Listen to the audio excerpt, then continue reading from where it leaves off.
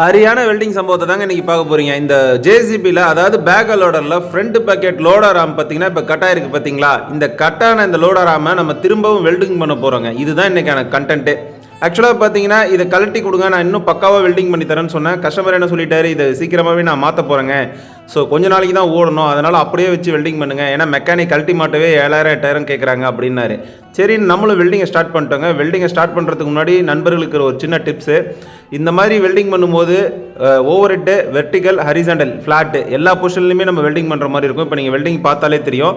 So கண்ணில் வந்து spark படுறதுக்கான வாய்ப்புகள் இருக்குது. ஃபுல் கவராக இருக்கக்கூடிய ஷீல்டு யூஸ் பண்ணுங்கள். ரெண்டாவது க்ளவுஸ் யூஸ் பண்ணுங்கள், ஏன்னா கையில் வந்து பொறி பட்டுச்சுன்னா பொத்துருங்க.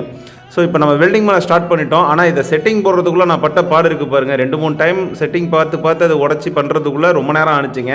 அதுவே கழட்டி இருந்தால் கொஞ்சம் ஈஸியாகவே நம்மளால் செட்டிங் போட முடியும். என்னோட பதிவுகள் பிடிச்சிருந்தா மறக்காமல் சப்ஸ்கிரைப் பண்ணி ஃபாலோ பண்ணிக்கோங்க. இது போல் யூஸ்ஃபுல் கண்டென்ட்ஸ் பார்க்கலாம்.